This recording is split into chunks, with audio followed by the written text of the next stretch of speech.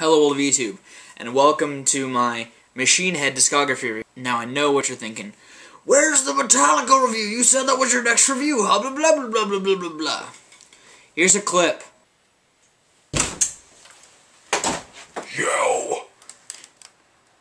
Fucking review Metallica now! It's done. It's just wanted to put this up first, cause I wanted to make one that wasn't going to be that hard to edit. I feel I can say what I want to say about this band in a unified fashion without it being too compressed. Because I have a lot to say about Metallica. I've had a lot to say about Metallica, and I expressed all of it well, I feel, on this review. So I figured while I'm editing that, I'd tide you over with my Machine Head review. And if you've never listened to Machine Head, they're a fairly underrated metal band that came out in the early 90s, around like the Pantera age. And they were another one of those bands that were big in the early groove scene. And they changed their sound to fit what was going on at the time. And that work isn't really good. They kind of go towards the nu metal stage. They don't go completely nu metal. They still somewhat retain their sound. They just make it really odd. But now they've lost that, and they've become just this huge band within the metal community. They still haven't really broken into the mainstream, and I think that if their follow-up album that they're recording is as good as I'm hoping it is, this will push them well into the mainstream, because, I mean, they honestly deserve to be a household name. They've made some really solid metal albums, which is what I'm here to talk about, Machine Head's Discography, because there's only 6 albums. They do have a few EPs, but most of them are singles, or contain songs that are on LPs, so I probably will not talk about them.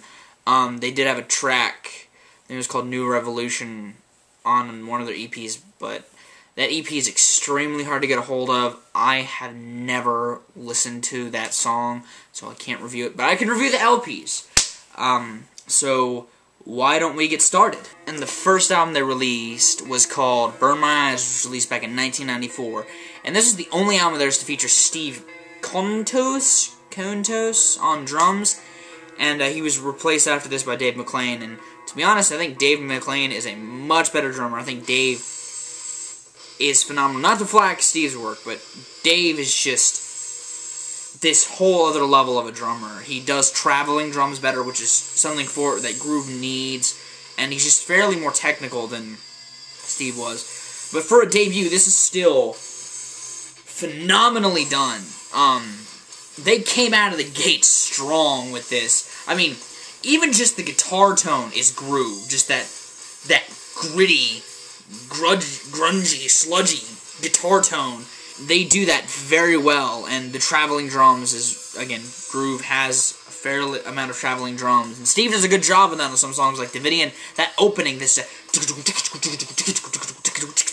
just sounds awesome. Davidian's probably one of my favorite songs of theirs.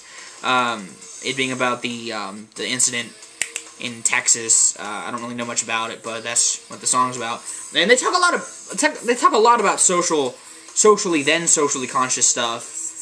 And I mean, it somewhat dates the album, but you know that's kind of the beauty of some metal records. They show how socially conscious some bands were, and they talk about, you know, generic stuff like substance abuse and stuff like that on the sound as well. But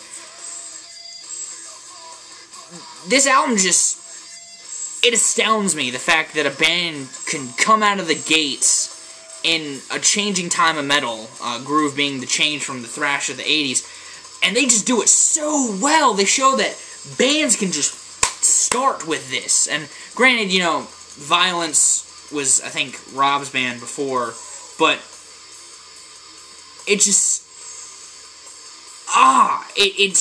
this album is just heavy. Like, this riff, None But My Own, just that, it just sounds brutal.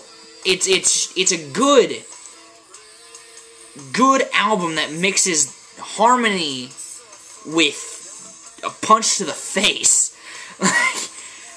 That's the best way I can describe it. The instrumentation is impeccable. And Rob, as a vocalist, I couldn't picture him with any other band. This band's sound is so cohesive, I couldn't picture the members in any other band. While Steve is out of the band, I mean, speaking now, with Dave in the band, I couldn't picture any of them with anybody else, because they just... This is such a great sound, and it's so insanely good. It's probably my second favorite Machine Head release, if not my third. It's probably tied with Through the Ashes of Empires. Blackening is my favorite album they've ever done, but Burn My Eyes and Through the Ashes of Empire are a strong close tie for second. Like, anytime I listen to this album, because I don't listen to this album that often, but when I do, I just find so much of a new appreciation for it. And it's just a solid progression through it. Like, you would think this band are veterans already with this album, and I think it still holds up today, even though some of the subject matter may not. This song still hold up. You could still cause riots with this. It's so phenomenally done, and my favorite song on it is Davidian. And the next album they released was called The More Things Change, which was released back in 1997, and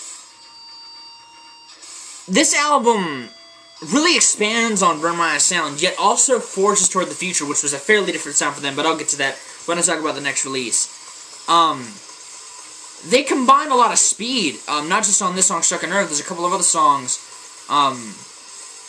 where they just add that quickness to it. Like, I believe Bay of Pigs does that, and the one aspect of this album I feel that lean towards the future is the riffs. Like, not the fast stuff, like the groovy riffs bridge that nu metal sound, like on Take My Scars, just that that's very nu metal-y, but it's still groovy at the same time, which is weird. That's something they do very well on the next few albums. They combine nu metal with groove metal and make this blissful thing that doesn't really happen that often. Metal. Those two genres don't really come together that often, and they do a really good job on it. Violate's another one of the songs like that. And another thing, they wrote some fairly long tracks on here, like Violate being a 7-minute song and Spine being a 6.5-minute song, and they do drag on a little bit because it's not like the Blackening. They haven't established that sort of, I guess, formation, because this is their first album with Dave in the band, and Dave already sounds levels above Steve, but they don't have that unity that they kind of had in the last album, and I guess it's because it's the first album with Dave. This isn't my least favorite Machine Head album, but it's fairly low there on the list. I don't give it that many listens. My favorite song, probably either 10-Ton Hammer or Bay of Pigs. Both of the songs are fairly well done. Another complaint I have about this album is the opening of Blistering. That drill eats at me every time I hear it, because I'm like, because I hate the sound of, like, teeth drills. It just, and that just has that effect on me where it's just, But, this isn't a terrible album by any means. It just doesn't, it's not as good of a follow-up as it could have been, seeing as how Burn My Eyes was this phenomenally composed piece of work. It does have its moments, though. Like, Struck a Nerve is one of those moments where they combine that thrash with the groove very, very well. So, yeah. Not terrible, but not amazing! And the next album they released was called The Burning Red, which was released back in 1999, and how can I put this nicely? It's weird. Considering their previous two albums, it's weird. On this track, for example, Rob raps. It's so strange. The first time I heard this, I was like, what? Like, you know me, or if you know me, you know I love nu metal. But nu metal isn't their thing. Not by a long shot. They'll even admit, I saw an interview with the bassist who said these albums were just overthought. I agree. The instrumentation is fairly good. Not as good as the previous albums, but it's just... The cover, though. There's one huge compliment I can give. The cover of Message in a Bottle that's on here, impeccable. Spectacular. Another long word. It's so good. The one thing I love about the Police songs is that they are covered well by metal bands. King of Pain, phenomenally covered by Mudvayne. Message in a Bottle, they convey the darkness in this song so well. And that's the one thing I love about Machine Head. They can cover anything. They've done a good job. Like on a bonus track, or a B-side at least, from the last album, they covered Ice-T. Spectacular cover.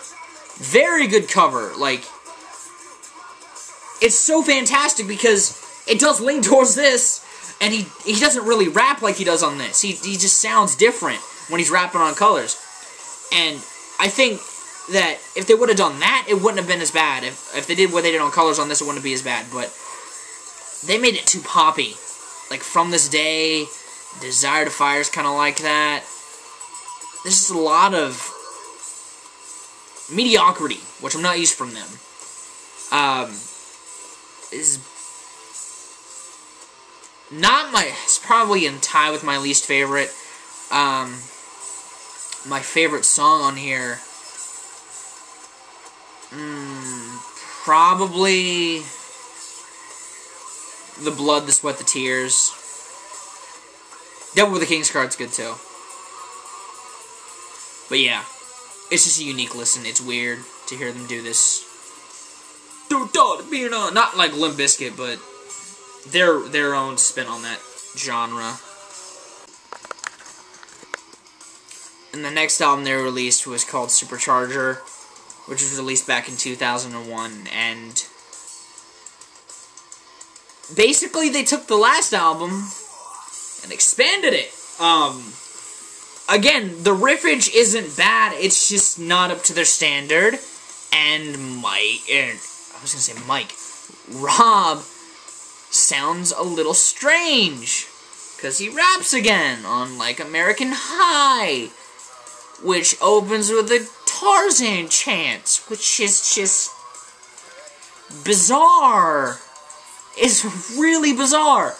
And he kind of just, I don't know why they made this album. It just sounds weird. The songs like White Knuckle Blackout just sound strange overall, because they're trying to combine that nu metal with the groove even more, but they're making it sound even weirder, like that. They're trying to make introverted lyrics in the nu metal fashion while trying to stay raw and aggressive and it's just a strange combination, to say the least. I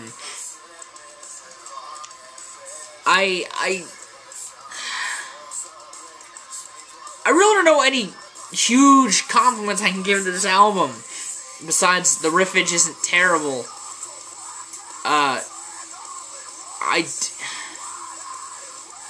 Not a huge fan of this album. I'd avoid it at all costs. If you're a Machine Head fan, I guess check it out if you've never heard it. But I can't recommend it to anyone who's wanting to get into Machine Head. I'd recommend the last three. I'd say listen to the Burning Red third, but I'd recommend the first two most definitely. This, I'd try my hardest to stay away from. My favorite track would have to be the title track, actually. That's the closest Machine Head comes to being Machine Head on this album, and it doesn't sound bad. It's the one of the faded stars on the album. Yeah. Yeah. I'm gonna move on now. Kinda don't want to talk about this album anymore. Not a fan, sorry. The next album they released was called Through the Ashes of Empires, was released in 2004, and oh my god!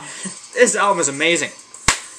It's tied for second with Burn My Eyes.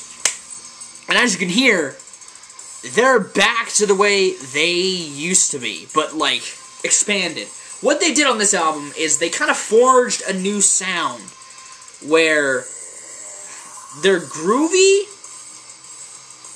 but it's like a different tone of groove. Like it's like a child of groove that I can't really describe. It's Machine Head. They honestly have their own unique sound for a metal band, and you have Dave's spectacular drums, like the way they should be, with that fast, heavy riffage that was on The More Things Change, but in a different tone, with those groovy elements like on Descend the Shades of Night, or not Descend the Shades of Night, but Days Turn Blue to Grey, and they have songs like Descend the Shades of Night, which are softer, with more of a epic vibe that kind of is very apparent on the next album, and that's the thing, they make their sound bigger. Like, this is their Ride the Lightning. If I were to compare them to Metallica, I'd say Burn My Eyes. I'd say they did their career in a weird way. They did Burn My Eyes, Where's the Kill 'Em All. Then, Injustice was kind of their Injustice for All was kind of The More Things Change. Then Load and Reload were the two, the Burning Red and Supercharger. And this is the Ride the Lightning, because it has that sound that is present on the next album. And it's very well done. Imperium is another one of those opening tracks that just so good. The thing with this album I don't like is at some points the pacing becomes a little strange. The songs at some points don't mesh, like in between In the Presence of My Enemies and Days Turn Blue to Grey. There's some points that just the songs don't transition well into each other. And there's some tracks on here that I'm sure if I heard them again I'd love them, but I'm not recalling very well. Like Allergy and All Falls Down. Wait, no, is All Falls Down the one I'm thinking of? That is the one I'm thinking of. But no, Elegy I don't really remember. I don't remember Seasons Wither that much either. When this song is amazing, it's amazing. But there are just a few tracks on here that are fairly unforgettable, or that are fairly forgettable. And really, those are the only two I could think of. The rest is a solid album, and I'm sure if I listen to the songs again, I'd remember and be like, oh yeah, this song's amazing. But yeah, I don't know. I love this album, but there's some points I just don't remember. Huh. Favorite song is Descend the Shades of Night. I like that sound that they're crafting with that song, and yeah, very well constructed. And the last album they've released so far, it's called The Blackening, and that was released back in 2007. And if you've seen the list videos that I did with Brad and Jesse, you know how much I love this album. I've called it the metal album of my generation, because it is. This is their Puppets and Black album meshed into one, and that's only providing their new album isn't as good as this, which isn't out yet.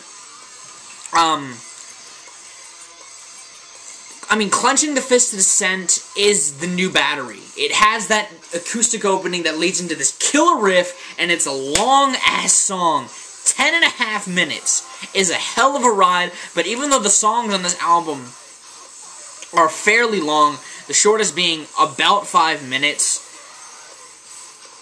I don't feel it drags on. This album keeps you entertained from start to finish, and it closes and opens with 2 very long songs. And the playing, they've reached that unity on Through the Ashes, but they've perfected it on The Blackening. the songs transition well into each other. The writing is solid. You know, Aesthetics to Hate being about Dimebag Darrell, or being about the negative connotation, or the negative reception Dimebag Darrell received after he died. Halo being about religion. You know, Now I Lay Thee Down being this dark, beautiful love story. I cannot give this album enough credit. The solos, spectacularly done. The slower paced sections, eargasmic. Halo being probably the best metal song in the past 10 years. I can't imagine how they're gonna follow this up. It's my second favorite metal album of all time. I can listen to this album from start to finish, over and over again. Would not have a problem with that. This album is just... I feel I'm not expressing enough. If you are a metalhead, get this album. I wouldn't suggest it to actually, no. I suggest it to everybody. If you are someone my age, younger or older, get this album today, because you will not regret it. It's the best thing they've released. I don't want to say it's the best thing they will ever release, because I'm hopeful for the next album. The vibe on it is solid. I've been watching the behind-the-scenes videos they've been releasing. The vibe on this album is solid. So, I'm hoping for the best with Machine Head. I'm sure they will not disappoint. It will be hard to disappoint after making The Blackening and after touring it for years. I cannot wait to see them live. The new album won't be out yet, but I am just waiting to be in the presence of this band. I love this band. I guarantee you they'll play Halo, so when they play Halo, I'm gonna be going nuts. I'm so stoked to see this band. And again, this is the latest perfect metal album. There's not been a metal album since this that has been perfect. Machine Head has made the best metal album in the past 12 years. 11 years. I'm trying to think if anything spectacular came out in 1999. This album has everything and more going for it. If you've never listened to it, pick it up. I demand you pick this up. Find it somewhere. Get this album, listen to it, come back and tell me you loved it. Because I guarantee you, if you're a metalhead, you will not hate this album. If you're not a metalhead, you probably will not like this album. But if you're a metalhead, you will love this album. I guarantee it. That is Machine Head. I hope you enjoyed this. Sorry if at some points it seemed a little odd, but I've been Viralrak. You guys have good days, life situations, and I will see you another day.